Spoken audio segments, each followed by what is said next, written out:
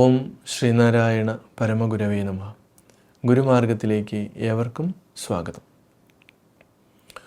ഗുരുവിൻ്റെ ആത്മോപദേശ ശതകത്തിലെ 29ാമത്തെ ശ്ലോകം നമ്മൾ പൂർണ്ണമായും പരിചയപ്പെട്ട് തീർന്നില്ലായിരുന്നു.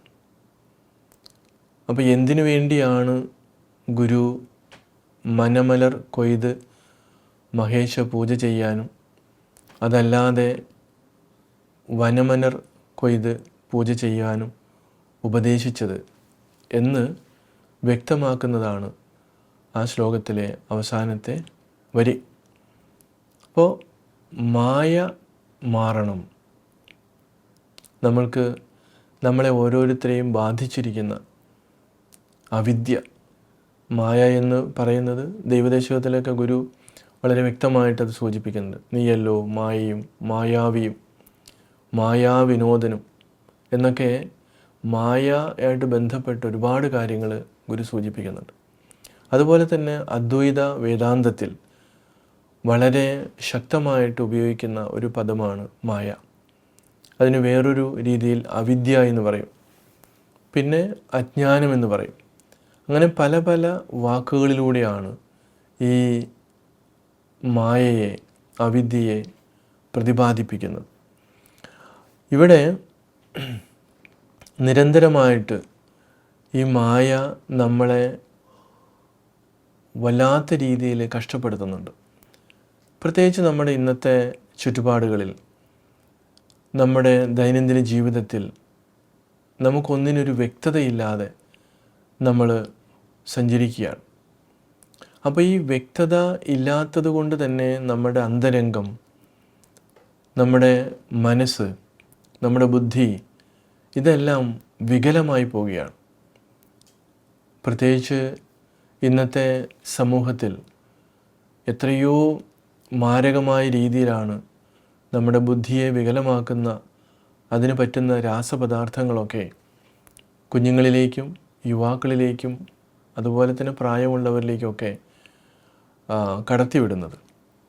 അവരും ആഗ്രഹിക്കുന്നത് മനസ്സ് ശാന്തമായിട്ട്, സ്വസ്ഥമായിട്ട്, സുഖമായിട്ടിരിക്കുക എന്നുള്ളതാണ്. അതിന് ബാഹ്യമായിട്ടുള്ള ചില രാസപദാർത്ഥങ്ങളെ അവരുപയോഗിക്കുന്നു. അപ്പോൾ എന്ത് പറ്റുന്നു? ബാഹ്യമായിട്ടുള്ള രാസപദാർത്ഥങ്ങൾ നമ്മുടെ തലച്ചോറിനെ ബാധിക്കുമ്പോൾ നമുക്ക് എല്ലാം താളം തെറ്റിപ്പോവുകയാണ്. സ്വാഭാവികമായിട്ടും മനുഷ്യൻ അവൻ കഷ്ടപ്പെട്ട് വളരെ ത്യാഗത്തോടു കൂടി ജോലി ചെയ്ത് സമ്പാദിക്കുന്ന പണമൊക്കെ നല്ല രീതിയിൽ ഉപയോഗിക്കുവാൻ അവന് സാധിക്കുന്നില്ല. അപ്പോൾ ഇങ്ങനെയുള്ള സങ്കീർണമായിട്ടുള്ള പ്രശ്നങ്ങളെ നിരന്തരം വിശകലനം ചെയ്യുന്ന അല്ലെങ്കിൽ ചിന്തിക്കുന്ന വ്യക്തിക്ക് മാത്രമാണ് ഈ പറയുന്ന കാര്യങ്ങളിൽ, ഈ മായയിൽ നിന്ന് തനിക്ക് മുക്തനാകണം എന്നുള്ള ഒരു ചിന്ത ഉദിക്കുന്നത്.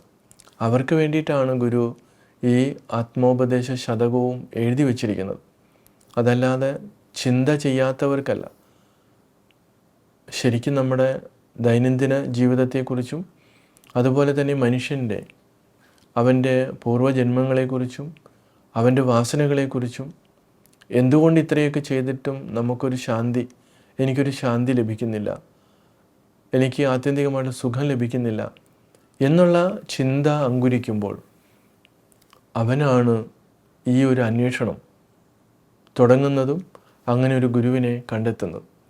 അപ്പോൾ അങ്ങനെയുള്ള ജിജ്ഞാസുക്കൾക്ക് വേണ്ടിയിട്ടാണ് ഗുരു ഇത് എഴുതിയതെന്ന് നമ്മൾ മറന്നു പോകാൻ പാടില്ല. അതുകൊണ്ട് തന്നെയാണ് നമ്മൾ ഇടയ്ക്ക് അതൊന്ന് ഓർമ്മിപ്പിക്കുന്നത്. അപ്പോൾ ഗുരു സൂചിപ്പിക്കുന്നത് ഈ മായ, ഈ അറിവില്ലായ്മ മാറണമെങ്കിൽ നിരന്തരമായിട്ട് എന്ത് ചെയ്യണം? ഈ അറിവ് നമ്മൾ ശരിയായ രീതിയിൽ ഉപയോഗപ്പെടുത്തുക എന്നുള്ളതാണ്. അറിവിൻ്റെ അഭാവം എപ്പോഴും നമ്മളെ വഴിതെറ്റിച്ചു കൊണ്ടുപോകുന്നു. അപ്പോൾ എങ്ങനെ നമ്മൾക്ക് അറിവിൻ്റെ ഉദാത്തമായ തലങ്ങളിലേക്ക് പോകാം? അപ്പോൾ വെറും ഒരു ബൗദ്ധികമായിട്ടുള്ള ഒരു കസരത്ത് കൊണ്ട് നമുക്ക് എത്തിപ്പെടാൻ പറ്റുന്ന ഒന്നല്ല. ഇപ്പോൾ ഹൃദയവും അവിടെ ചേർന്ന് വരണം.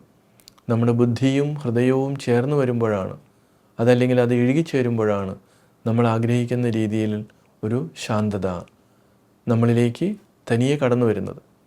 ഇപ്പോൾ നമ്മളുടെ വീടിൻ്റെ ജനലും വാതിലുകളും എല്ലാം നമ്മൾ തുറന്നിട്ടാൽ മാത്രമേ ആ ഒരു മന്ദമാരുതൻ ആ വീട്ടിലേക്ക് കയറി വരികയുള്ളൂ. എന്ന് പറഞ്ഞ പോലെ ഇവിടെ ഈ നിരന്തരമായിട്ടുള്ള മായ മനു ഒരു വിട്ട് ഇരിക്കിൽ മായ മാറുമെന്ന് പറയുമ്പോൾ ഇത് മനുഷ്യൻ അവനിത് നിരന്തരമായിട്ട് ഉരുവിട്ട് അല്ലെങ്കിൽ വിചാരം ചെയ്ത് വിശകലനം ചെയ്ത് ഇരിക്കുമ്പോൾ മാത്രമാണ് അവന് ആ മായയെ മാറ്റിയെടുക്കാൻ പറ്റുന്നത്. അപ്പോൾ അവിടെ എപ്രകാരമാണോ ഒരു മന്ദമാരുതൻ ഒരു വീട്ടിനകത്തേക്ക് കയറി വരുന്നത് തടസ്സമില്ലാതെ, അപ്പോൾ ആ തടസ്സമായിട്ട് ഇപ്പോൾ ജനലും വാതിലുകളൊക്കെ തടസ്സമാണ്. നമ്മുടെ മനുഷ്യൻ്റെ മനസ്സിനകത്ത് തടസ്സമായിട്ട് നിൽക്കുന്നത് അവൻ്റെ മുൻവിധികളാണ്. ആ മുൻവിധികളെയൊക്കെ മാറ്റി നിർത്തി കഴിയുമ്പോൾ സ്വാഭാവികമായിട്ട് അവന് ഈ ജന്മജന്മാന്തരങ്ങളിലൂടെ അവനെ തടഞ്ഞു നിർത്തിയിട്ടുള്ള അവൻ്റെ ശാന്തിയെയും സമാധാനത്തെയും ആത്യന്തികമായിട്ടുള്ള സുഖത്തെയും ഒക്കെ തടഞ്ഞു നിർത്തിയിട്ടുള്ള ആ മായയെ അവന് മാറ്റിയെടുക്കാൻ പറ്റുമെന്നാണ് ഗുരു സൂചിപ്പിക്കുന്നത്.